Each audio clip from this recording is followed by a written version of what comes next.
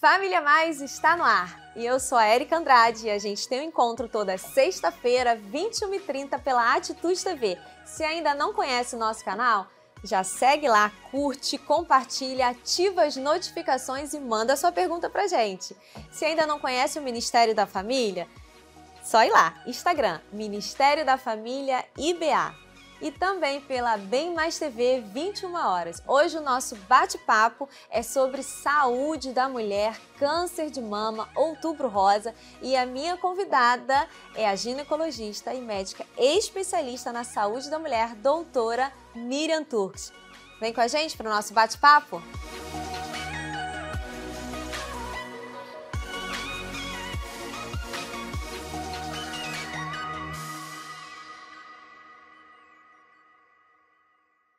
Outubro Rosa, mês da prevenção. Como prevenir o câncer de mama e outras doenças. Família Mais trazendo mais um assunto relevante para você e toda a sua família. E a minha convidada de hoje é a doutora Miriam Turks, que é ginecologista e especializada em saúde da mulher. Bem-vinda, doutora. Muito obrigada pelo convite. É muito bom estarmos aqui com vocês nesse dia.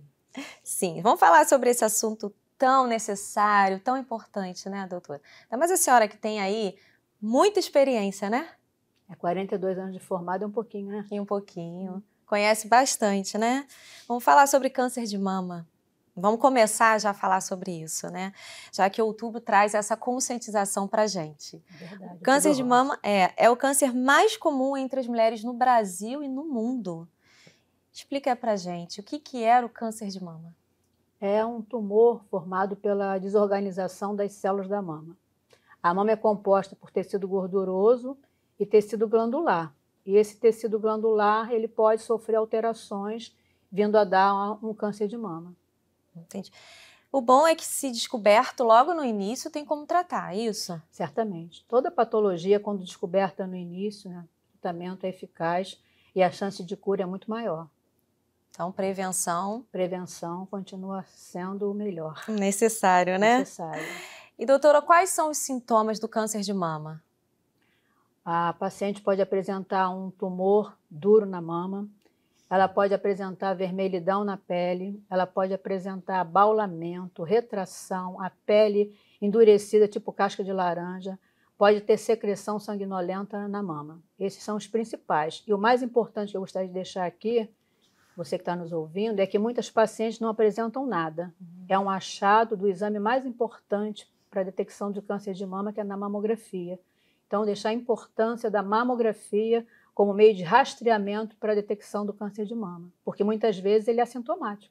Tumores menores do que 2 centímetros, do que 1 centímetro, não são palpáveis. A mamografia que vai detectar.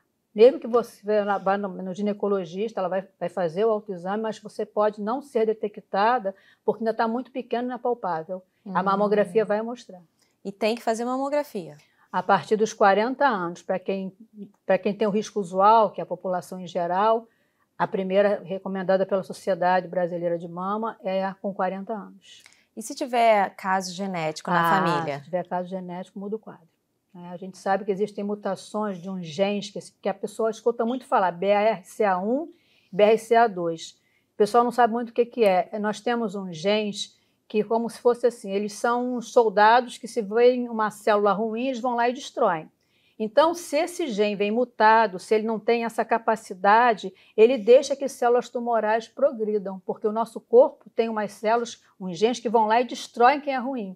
Então, se esse gene, se você recebeu essa herança genética, esse gene não trabalha eficazmente, ele não consegue fazer essa retirada dessas células, que a gente chama de destruir essas células. E aí, isso não acontecendo, as células tumorais vão poder se reproduzir.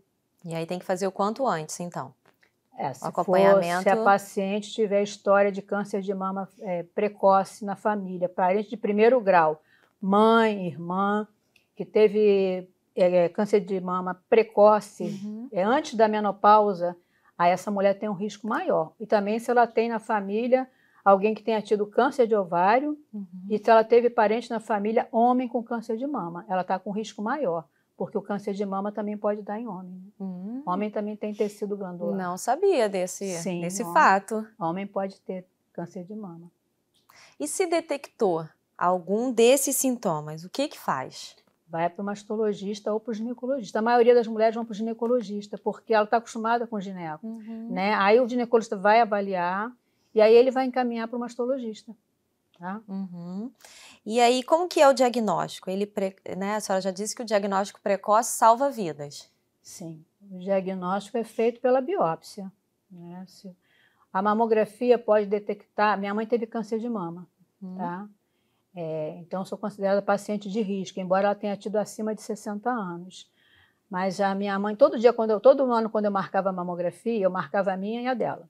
Aí todo ano ela brigava comigo. Eu não vou porque eu não quero apertar minha mama, porque eu não quero apertar peito, que eu não vou. E dói, né, doutora? Dói. Mas é rápido, né? É um sofrimento rápido. Não, é rápido. E salva vidas. Salva vidas, né? Vamos pensar assim, né? Aí eu, quando peguei o resultado, naquela época ainda não mandavam, não entregava em casa. Quando eu peguei, o dela veio, necessário biópsia. Aí quando eu apresentei para ela, eu falei, como é que vai ser? Mãe, você vai ter que ir numa colega minha para poder fazer uma avaliação e fazer uma biópsia. Falou, pode voltar lá que essa mamografia está trocada. Isso não é meu não, trocaram o exame. Ela não aceitou? É meu, de jeito nenhum, não é. Falei, se é teu ou se não é, a gente vai para o mastologista, ele vai fazer a biópsia. Fez a biópsia e confirmou. Mas como foi pego no início, porque todo ano ela fazia a mamografia, ela não retirou a mama, foi só a quadrantectomia, que é quadrante. Eu quero falar para quem está nos assistindo que a mama é formada por 4 quadrantes, né? A gente divide como se fosse assim uma cruz. Então tem o quadrante superior, os 2 superiores, sim, o superior interno, o superior externo, o inferior interno e o inferior externo.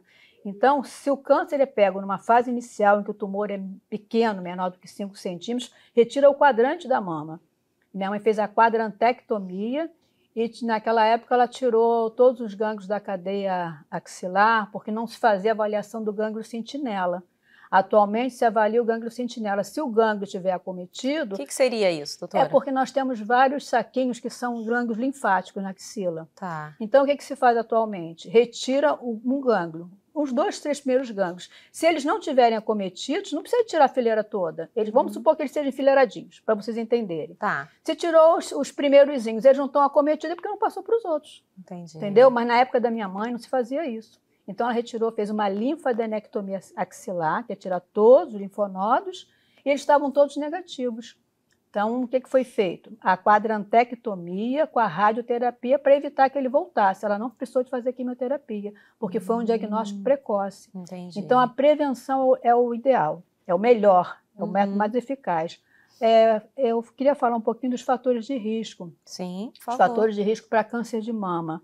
Quem nunca amamentou, quem nunca engravidou e nunca amamentou, quem teve menarca, que é a primeira menstruação precoce, ou que teve menopausa tardia. Por que isso?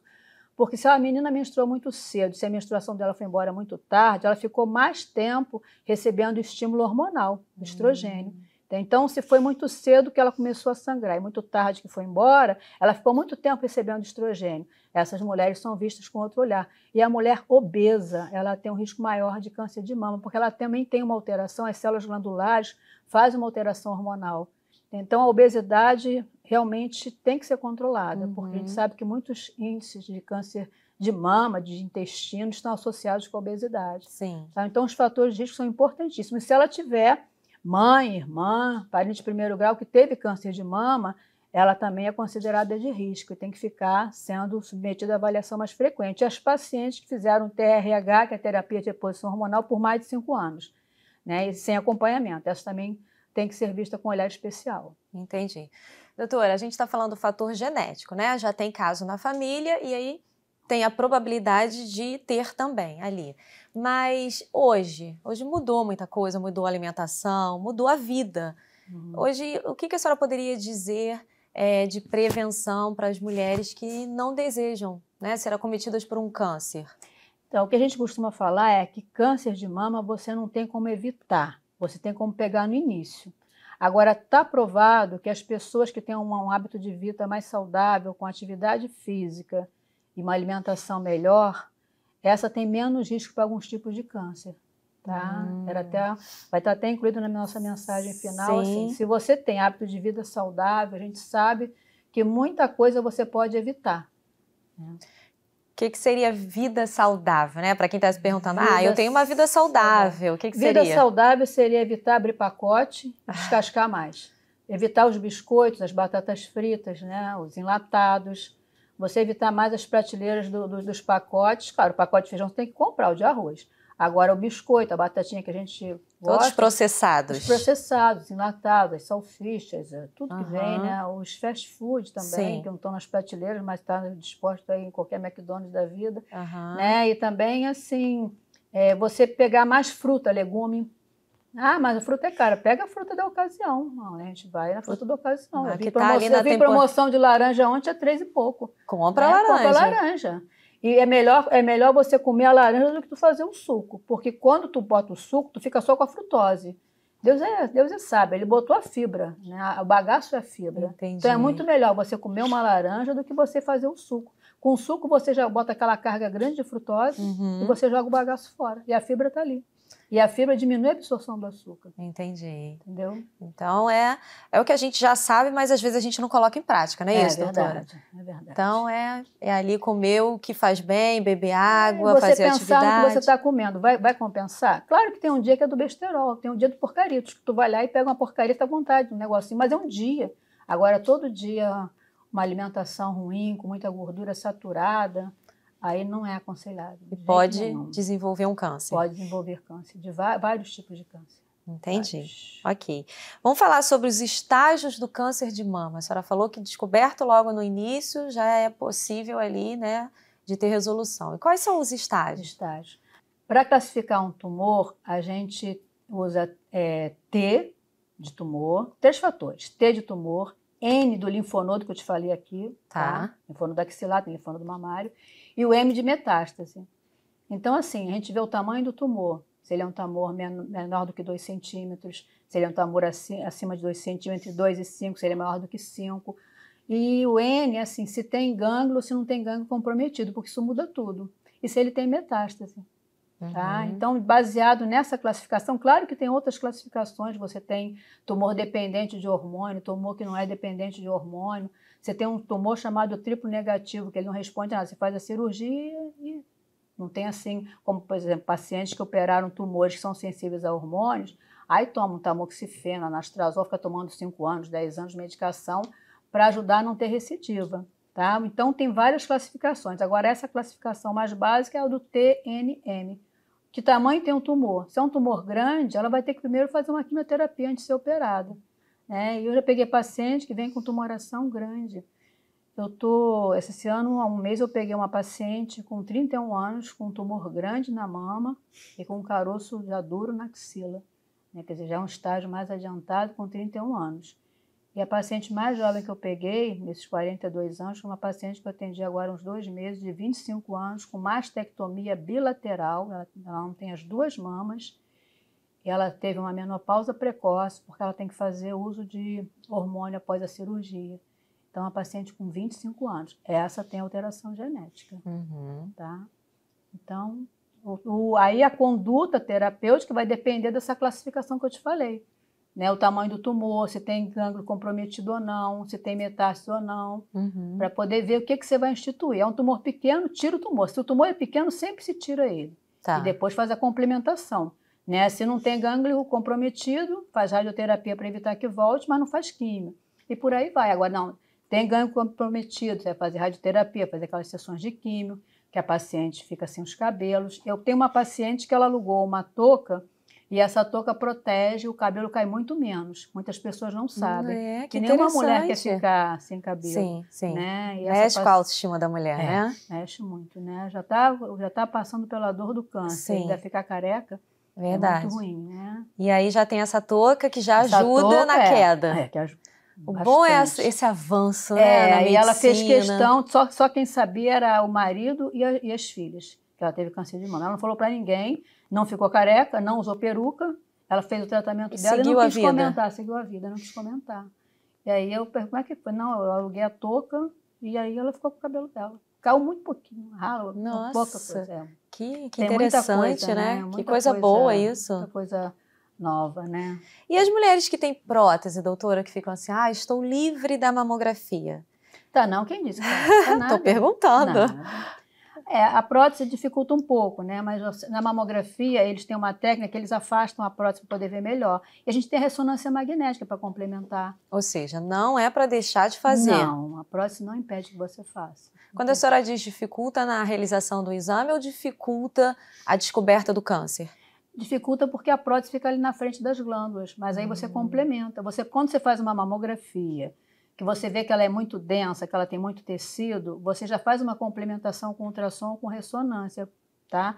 Agora, a paciente de prótese faz a ressonância complementar, porque aí mesmo que tenha um nódulozinho lá, a ressonância vai detectar. O importante é não deixar de fazer os exames. Não pode deixar de fazer. Tem que realizar. Tem muitas pacientes que têm essa noção errada de que Sim. se ela tem prótese, ela não faz mamografia. Não, sim. ela faz mamografia do mesmo jeito. A mamografia continua sendo o método de rastreio. Nós temos agora também a tomossíntese mamária. O que seria? É como se fosse uma tomografia da mama. Tá. Você tem o raio-x de pulmão, você tem a tomografia do pulmão. Tá. Aí você tem a mamografia, você tem a tomografia da mama. Ela consegue individualizar mais câncer de mama do que a mamografia, só que não é um exame disponibilizado facilmente, está em torno de uns R$500 e não está disponibilizado. Mas se você continuar fazendo a sua mamografia periodicamente, a partir dos 40 anos, anualmente, você está fazendo o que é certo. Mas eu não vou ter câncer de mama? Não estou falando isso, porque câncer de mama, como eu falei, você não pode prevenir, você tem como pegar no início. Você pegou no início uma fase que é muito mais fácil de tratar e de ter a cura total. Doutora, é verdade que a fala que a gente ouve muito é assim, nossa, a mulher sofre para ficar bonita, sofre porque faz tanto exame, é tão, né, invasivo ficar ali, né, apertando isso, apertando aquilo. O que você diria para essas mulheres que estão assistindo a gente? Eu acho que é mais difícil você ter um câncer de mama, né? É muito mais fácil você fazer sua mamografia todo ano. E eu vejo muitas vezes que a mulher não faz seus exames porque ela está cuidando de tudo. Ela cuida da casa, ela cuida do marido. É a mulher bombril que faz tudo ao mesmo tempo e ela não tem um dia para ela fazer as coisas dela. Ela está empenhada em tudo, né? Ela consegue ligar para a amiga que está sofrendo, ela cuida do marido, ela sabe o que está faltando na despensa, ela vê a roupa do filho. Mesmo que ela tenha uma ajudante, ela que controla tudo, ela que vê tudo. E essa mulher, será que não tem um dia para ela fazer um exame, uma mamografia? Ela tem que ter. Mesmo as mulheres que não têm uma condição que possa pagar, o Outubro Rosa está aí.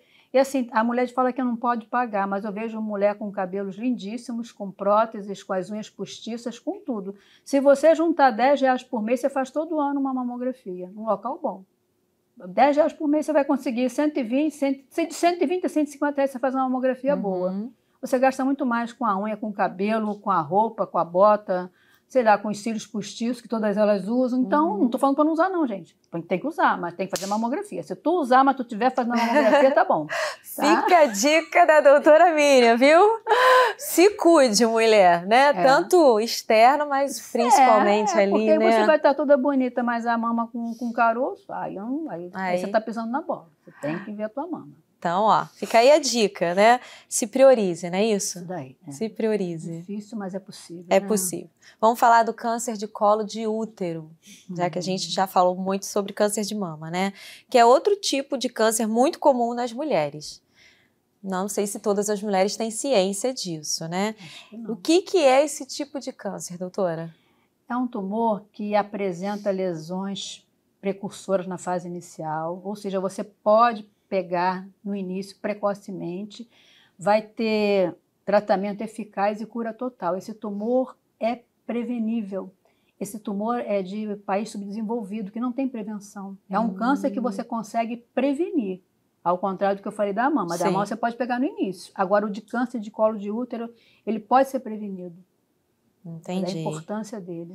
E como que ele é causado? É causado por um vírus, que é o vírus do HPV. Então, a gente sabe que o câncer do colo do útero é causado pelo vírus do papiloma humano, que é o HPV, tá? Que é transmitido sexualmente. Então, um câncer que vem sexualmente transmitido por um vírus. A gente sabe disso e o nosso índice ainda é bem alto de câncer de colo de útero no Brasil. Muitas pessoas que não fazem o seu preventivo. Pelo preventivo a gente tem como descobrir. Pelo Papai Nicolau. Vou só esclarecer Papai Nicolau. Uma vez eu atendi uma paciente e falou assim, todo ano eu venho aqui, você faz o preventivo, mas você nunca fez o Papai Nicolau. Gente, Papai Nicolau é o nome do médico que idealizou o preventivo. Então, se você faz o preventivo, você faz o Papai Nicolau. A mesma coisa, sinônimo, tá? Não são dois, por favor, é um só. É o preventivo, ali, que também tem que ser feito anualmente. Depende do que você vai encontrar, né? Depende do laudo inicial. Você faz a primeira vez e você vai avaliando posteriormente. Tem pacientes que precisam fazer com intervalo de 6 meses antes, dependendo do que você do diagnóstico viu, do diagnóstico ali. Você colhe aquela lâmina. Eu até trouxe... Você vai mostrar pra gente aí? Vou mostrar aqui como é que se faz o preventivo, gente. Porque às vezes as pessoas ficam assim, Miriam, para que você tem que botar esse negócio dentro de mim? Se eu não botar um negócio dentro da paciente, como é que eu vou ver um colo do útero que está lá dentro? Mostra pra gente, aqui é o que? É o útero? Olha, aqui a gente tem o útero, a trompa, o ovário. Aqui abaixo está o reto e em cima está a bexiga. Então o útero fica no meio entre o reto e a bexiga, tá? E como é que a gente faz para fazer o preventivo? Sempre que elas vão no consultório e falam assim, você ainda vai botar aquele negócio dentro de mim? Eu falei, se eu não botar, eu só vou ver uma vulva aqui, às vezes com cabelo, com piercing, com florzinha, mas eu não vou ver lá dentro. Tem que botar, né? Médica precisa ver lá dentro, gente. Tem que ver lá dentro. Então, gente, é descartável. Até trouxe fechado para que vocês vejam. Não se apavorem. Eu trouxe aqui o M, mas existe o P, o PP, o G. A escolher. É igual roupa, tá? Por exemplo, para ela tem que ser um PP, porque ela é magrinha, né? Então, olha entenderam, só. Né? Aí você coloca o bico de pato. Ele parece um bico de pato mesmo, né? Aí você coloca aqui dentro, né? Porque senão eu não vou ver, gente. Aí eu vou com essa borboletinha, eu abro o bico de pato lá dentro, tá? E com isso eu consigo colher material. Então, faz de conta que ele está aqui dentro, porque aqui eu não vou poder colocar, que é o manequim. O que eu vou fazer então? Aí eu vou colher o material. Você pode abrir esse vidro para mim? Aí eu vou colher o material aqui de dentro. Então, primeiro o que eu faço? Tem essa espátula de Ares, diferente, ó. Aí eu colho o material da vagina, estou colocando aqui, tá? Aí eu vou passar na lâmina. Tem um vidrinho, eu passo na lâmina. Aí eu tenho um fixador no consultório, ou então ele está com álcool, aí eu boto lá dentro o V, tá? Aí depois com a outra ponta, eu vou no colo do útero, tá? E rodo ele aqui na parte externa, na ectocervice, pego esse material e passo na outra lâmina. Aí eu tenho um fixador, ou então o frasquinho está, pode botar aí dentro, ou o frasquinho está com álcool, e aí eu boto ali. E por último, a gente tem uma escovinha, olha só. Aí essa aqui, a escovinha, o pessoal reclama, mas ela é muito importante, porque ela vai lá dentro, lá naquele buraquinho do colo do útero. Gente, esse buraquinho aqui é por onde sai a menstruação e por onde sai o bebê. Tá? O parto normal ele sai por aqui. Claro que o buraquinho não vai ser assim, o buraquinho abre, né? Fica com 10 centímetros, ele consegue abrir igual uma boca, o neném sai, ele fecha. Então, esse local aqui é o que mais dá câncer de colo de útero, essa jeque, a junção escamo-colunar, onde junta um tecido com o outro. Aí eu pego o material da escovinha e passo aqui na lâmina. Aí tem um fixador, boto lá, tá? Aí isso aqui eu colhi o seu material do Papai Nicolau, tá? São isso aí vai pro laboratório. São três que a senhora colheu. Tem gente que faz 2, mas eu gosto de 3. E aí, o que a gente vai? Manda esse material pro laboratório. Maria José da Silva, está lá, preventivo da Maria José da Silva. Aí ele vai me dizer o que está acontecendo com esse preventivo, o que ele tem, se tem alguma lesão precursora de câncer de colo de útero. Agora eu trouxe também para vocês uma citologia, um material que a gente colhe aqui, é a mesma coisa que eu fiz aqui, eu posso botar nessa citologia em meio líquido. Essa não está disponibilizada no SUS, a gente só consegue na rede privada. É um preventivo que eu consigo detectar. A mesma coisa que eu fiz ali, gente. Eu vou colher, botei o bico de pato, que é o espéculo, coloquei a espátula, aí a espátula não vai ser passada na lâmina. Eu vou lavar aqui, ó, aqui dentro do líquido. Depois também, do outro mesmo jeito que eu fiz com vocês aqui. Eu coloquei essa outra parte da espátula de Ares, passei aqui, lavo ali naquele líquido. E depois também com a escovinha, que a gente entrou aqui, tá? E vou e lavo no líquido. Esse líquido tem muito mais células do que ali, tá? E esse aqui é chamado de citologia em meio líquido. É um preventivo também, só que ele consegue detectar mais precocemente outras coisas. Vamos supor, a pessoa tem uma clamídia, que é uma infecção sexualmente transmissível. eu vou conseguir saber ali. Ela tem uma gonorreia, eu vou conseguir saber ali. Ela tem uma patologia chamada micoplasma, eu vou conseguir saber aqui. E eu vou conseguir saber se ela tem o vírus do câncer de colo de útero. Ela consegue ver se tem o vírus do câncer de colo de útero. Eu gostaria de falar para vocês que são mais de 200 tipos de vírus de HPV. E os que mais são oncogênicos, o que é oncogênico? Os que mais dão câncer de colo de útero é o 16 e o 18, que eles são numerados. Tem um, tem o 2, tem o 18, tem o 30, tem um montoeiro deles. O 16 e o 18 são os que mais dão câncer de colo de útero. Então, muitas vezes eu tenho uma citologia normal, preventivo veio normal, mas está escrito lá, o laudo do patologista, que ela é portadora do vírus do HPV 16. Então, eu sei que em algum momento da vida dela, ela adquiriu o vírus do HPV 16 e que ela pode abrir um câncer de colo de útero.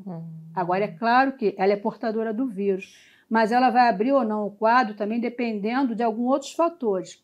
A gente sabe que o câncer de colo de útero é muito frequente nas meninas que iniciaram vida sexual precoce, multiplicidade de parceiros, nas que fumam, nas que têm uma vida desregrada, porque se ela é portadora do vírus e ela tem uma baixa de imunidade, ela recebeu material de múltiplos parceiros, ela está com risco maior. Mas esse pote eu consigo saber se ela tem o vírus do HPV. Então, a importância de fazer o preventivo. Mas também não quero que a pessoa que não pode fazer esse, que ele é mais caro, esse aqui continua sendo o método de rastreio no SUS. E ele salva vidas. Quem dera que nossa população fizesse anualmente isso aqui, ó, isso aqui, por ano. Esse aqui já está conseguindo saber se tem ou não câncer de colo de útero. Agora, esse aqui a gente consegue detectar o vírus, se você é portadora do vírus. A gente já olha com outro olhar. Aquela ali, eu vou saber se ela abriu um câncer de colo de útero ou se ela só está com processo inflamatório. Agora, esse é mais específico, ele consegue individualizar mais coisas para a gente. Mas os dois continuam sendo válidos. Tá? Não é porque você não pode fazer o líquido que você não vai fazer o Papai Nicolau, que o Papai Nicolau foi assim, quando esse médico idealizou esse preventivo, muitas vidas foram salvas, tá? E a gente quer que isso continue. Agora, basta que você faça a sua coleta, tá? Você tem que fazer a sua coleta. E como é feito o tratamento, doutora? Uma vez diagnosticado esse câncer? Então, como existem lesões precursoras, a gente chama de neoplasia intraepitelial cervical. Ela está ali no iniciozinho do colo do útero, vamos supor assim, tá? Aí a gente faz uma conização. Primeiro você fez a biópsia. Vamos supor, eu vi um preventivo alterado, ou então eu vi que aquela paciente é portadora do vírus do HPV. Aí tem um exame que a gente chama de colposcopia. Não é colonoscopia é do intestino, é colposcopia. Aí eu vou olhar esse colo do útero com uma lente de aumento, tá? E tem os líquidos que a gente aplica para ver se ele tem alguma mancha, porque a área que não se cora pelo iodo é uma área suspeita.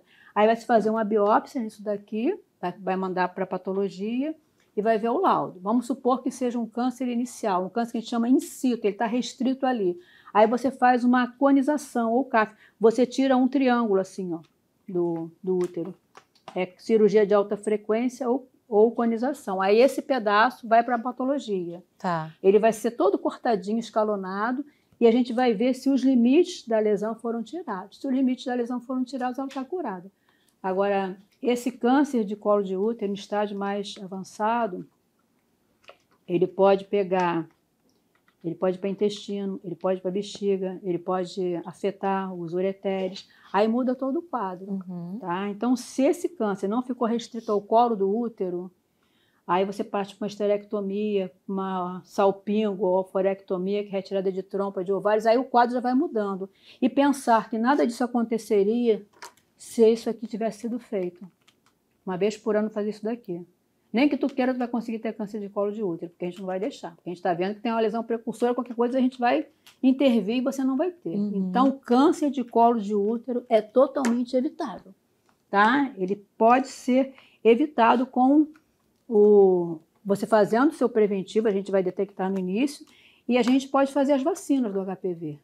As vacinas que muitas vezes a mãe não faz, é de 9 aos 14 anos, na rede pública, é gratuita. São 2 vacinas. Esse já é como prevenir o câncer. Como prevenir o câncer de colo de útero.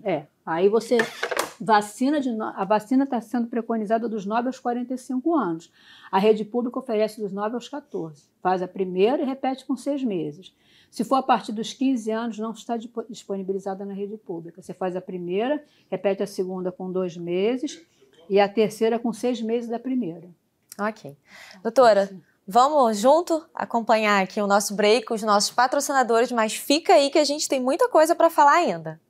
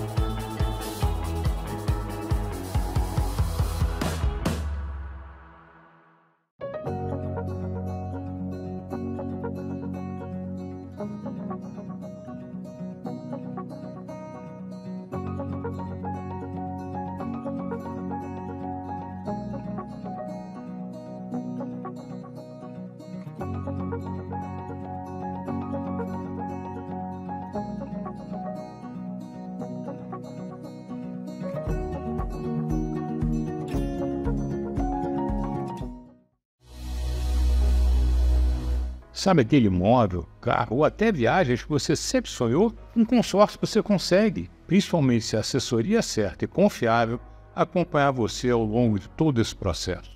Conte com a equipe da BNTT, pois somos especialistas em consórcio. Invista com o nosso apoio e faça a sua jornada fluir muito além das suas expectativas. Surpreenda-se, faça contato. Estamos de volta com a doutora Miriam Turks falando sobre câncer de mama, né, prevenção tanto do câncer quanto de outras doenças. E agora a gente vai partir para o câncer do endométrio. O que é o endométrio? Sei que a senhora mostrou já ali, né, alguma coisa para gente. Agora eu vou mostrar o endométrio. O endométrio é essa parede que forra o útero por dentro. O útero tem, isso aqui é o útero, né? Então, ele tem a serosa, que é a parte aqui externa, tem a parte do miométrio, que é o músculo, e tem essa parte interna aqui que a gente chama de endométrio. Esse endométrio, ele sofre alterações de acordo com o estado hormonal da paciente. Então, a mulher está no início do ciclo dela, primeiro dia, ela começa a produzir uns hormônios, o estrogênio aqui vai crescendo essa camadinha, depois ela ovula, vem a progesterona, e essa camada, todo mês, se prepara para receber um bebê. Ela se enche de sangue, como se fosse uma acolchoadinha, é um dedãozinho que ela está fazendo para poder receber o neném. Aí o neném não veio, não teve fecundação, então o sangue que ficou aqui desce e a camada superficial dele também desce, tá? Junto com a menstruação. Então, esse aqui é o endométrio, tá? É a camada interna do útero. Nele pode acontecer miomas, podem acontecer pólipos e pode acontecer câncer de endométrio também. Como que acontece esse câncer de endométrio? O câncer de endométrio vai ter uma multiplicação desordenada aqui dentro. A maioria deles é por estímulo anormal de estrogênio. Esse hormônio que ele é sensível a esse hormônio estrogênio e pode ter uma hiperestimulação deste hormônio. Ele pode acontecer em mulheres que têm SOP, a síndrome de ovário policístico, porque ela tem ciclos irregulares, não menstruam todo mês, então ela fica mais com estímulo de estrogênio. As mulheres obesas também têm um estímulo maior de estrogênio, porque esse tecido adiposo que fica acumulado aqui na barriga, ele na realidade não fica ali paradinho sem fazer nada, ele produz substâncias inflamatórias e produz hormônios, né, que vai descontrolar a insulina e também pode fazer uma hiperestimulação daqui. Então a obesa é mais frequente da gente encontrar o câncer de endométrio. Tá. Esse câncer ele é comum nas mulheres pós-menopausa?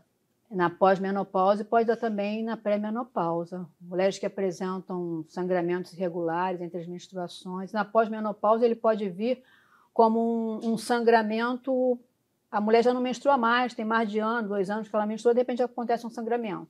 Por que esse endométrio vai sangrar se ele não tem mais hormônio? Então ele pode estar com câncer. Um exame muito indicado para a mulher anualmente, não sei se você vai perguntar aí depois, né? Uhum. Seria a ultrassonografia transvaginal, porque o endométrio da mulher menopausada ele vai até 4 milímetros. Então, o ultrassonografista ele mede qual é a espessura disso aqui. Então, se ele é um endométrio aumentado, se ele está heterogêneo, se ele está irregular, isso não é normal numa mulher que teria que estar com o endométrio atrofiado, porque ela não está mais recebendo estímulo. Sim. Então, se esse endométrio está aumentado, e se ela teve esse sangramento, aí a gente já vai fazer uma histeroscopia, uma videohisteroscopia, que é um exame que entra aqui por baixo e vai olhar tudo aqui por dentro. E vendo alterações, vai fazer uma biópsia para poder mandar para patologia. Quais são os sintomas, doutora? Sintomas, o sangramento pós-menopausa, que é um, como a gente falou. Não é comum ela ter esse sangramento. Se o ovário dela não está mais trabalhando, né, está atrofiado. Então, sangramento pós-menopausa é um dado. E os sangramentos irregulares entre as menstruações. Sangramentos, que é a metrorragia, que a gente chama sangramento entre os períodos menstruais, na mulher que ainda menstrua. E como que é o diagnóstico? Diagnóstica transvaginal, que veria o aumento da espessura, e a videohisteroscopia, com a biópsia para poder ver o histopatológico. Então, o que a senhora diria que a gente não pode abrir mão, a mulher? A mamografia, o preventivo. O preventivo, a ultrassonografia transvaginal. Tá. A partir dos 40, a gente pede a densitometria óssea, para avaliar se ela está tendo perda de massa óssea, osteopenia, osteoporose. E com 45 anos se faz agora a colonoscopia. Era com 50, se você não tiver queixa na família, antecipa para 45. Todo homem ou mulher, todo ser humano deveria fazer a primeira colonoscopia com 45, se não teve queixa, se não tem familiar com câncer de colo de cólon, que não é colo do útero, é cólon, que é o cólon intestinal. É o reto ali. É, o reto e todo o cólon, que a gente tem uma parte do intestino que é colo ascendente, colo transverso, colo descendente, sigmoide e reto. Ele é grandalhão. Então, vai se ver toda essa estrutura na colonoscopia. Então, é aconselhável que a pessoa faça a colonoscopia e a endoscopia se ela não tiver parente que tenha tido câncer digestivo antes, aí com 45. Entendi. E, doutora, como é que é o tratamento desse câncer do endométrio? Então, a gente faz o estadiamento. Tem que ser retirado esse útero, retira o útero, retira a trompa, retira o ovário, retira os gânglios que estão aqui por perto. Aí isso é levado para a patologia, para saber o grau que ele está cometendo. Se ele está aqui só no útero, se ele invadiu trompa, se ele invadiu ovário, se ele saiu disso aqui, porque geralmente essa mulher, na maioria das vezes, é uma mulher que já tem a prole estabelecida, ou ela está pós-menopausa. Então a gente vai e faz a retirada do útero com seus anexos e os gânglios próximos. Uma dúvida, a gente já ouviu muito isso. É verdade que o útero só serve para procriar? É. Para menstruar e ter filho. Tá. E aí, uma vez que não tem mais essa função, pode retirar o útero? Pode retirar, se tiver indicação de retirar. Como um caso desse, é um câncer de endométrio. Ela teve um câncer de colo de útero que a gente falou anteriormente, mas o câncer do colo do útero já atingiu o útero todo. Aí você tem que tirar. E tudo bem, né? Não tem problema nenhum ficar sem útero. Não, quem produz os hormônios são os ovários. Eles é que são os produtores de hormônio. O útero, não. A produção hormonal vem daqui do ovário. Entendi. Ok. Como prevenir esse câncer, doutora? Câncer de endométrio, Isso. tendo hábitos de vida saudáveis, de novo, hábitos de vida. Né? A gente sabe que esse câncer de endométrio é mais frequente na mulher obesa, hipertensa e diabética, e nas mulheres com SOP, que é aquela síndrome do ovário policístico. Então, a gente orienta para que tenha esses hábitos alimentares melhores, que perca essa gordura visceral, que é aquela gordura que fica acumulada aqui, aquela pochete que fica aqui, né? Que ela não só dificulta para tu botar a roupa, fica mais apertada, mas ela é tua inimiga. Essa gordura é inimiga, ela está produzindo substâncias contra você. Então, tem que diminuir essa gordura visceral. Entendi. Hábitos saudáveis para que ela diminua a caminhada. Caminhada, tu não vai pagar nada, caminhada é de graça. Tem vezes as pessoas falam, não posso pagar academia, mas você não precisa. Se tiver um tênis, você vai sair andando. Né? A caminhada é muito bom. Verdade. Nós já estamos caminhando para o final do nosso programa, mas antes eu queria que a senhora deixasse uma mensagem às pessoas que estão nos assistindo, deixasse dicas, né? Já trouxe bastante dica aqui para a gente. O que a senhora deixaria para o público do Família Mais? Eu gostaria de falar que 40% dos cânceres da mulher são ginecológicos. 40%. uma taxa alta. Alto. Alta, né? Em primeiro lugar, o câncer de mama, em segundo é o câncer de colo de útero, em terceiro do endométrio e o quarto é de ovário. Né? E assim, a gente sabe que nós somos consequências da genética e dos hábitos de vida saudáveis. O que incluiria o hábito de vida saudável? A alimentação e atividade física. A genética tu não escolhe pai e mãe. É né? verdade. Deus deu aquele pai e aquela mãe porque Deus achou que tinha que E ter agradece, pai, né? Agradece. Agora, atividade física, alimentação, você que escolhe. Ninguém bota a tua comida na tua boca, você come o que você quer, não é? Verdade. Agora, você que bota a comida dentro da tua casa. Então, teu filho come o que tu bota na tua casa.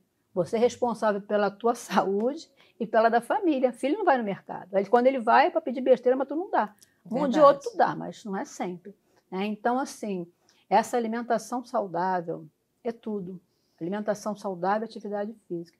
Tem uns trabalhos mostrando que a atividade física regular, 150 minutos por semana, que seriam 30 minutos, 5 dias na semana, diminui o índice de câncer de mama e de colo intestinal. Ou seja, que já se sabe, já caminhada está provado. já resolve. Caminhada com um passinho ali, um pouquinho mais acelerado para você suar. Tá. Então, a gente sabendo que a atividade física, 30 minutos, e esses 30 minutos podem ser divididos em 3 períodos de 10 minutos. Olha. Está valendo também. Está valendo. Tá valendo. Pode ser né? parcelado, gente. Pode ser parcelado, né? Então, é super importante saber disso. E há subsídios também mostrando que outros tipos de câncer também se diminuem com a atividade física. O câncer de próstata, o câncer de pâncreas, câncer de endométrio, câncer de estômago, câncer de fígado, câncer de rim. Gente, não tem que fazer atividade física. Deus, quando criou o homem, ele não criou um ser parado. O homem subia em árvore, nadava, pescava, corria atrás de animal, ele não via parado. Verdade. A gente fica parado com um pote de batata frita na frente, vendo às vezes televisão, apertando o botão. Só quem faz atividade física são os dedos. Né? Só celular. Então, isso daí realmente vai levando a pessoa a ficar doente, a ficar obesa, cansada.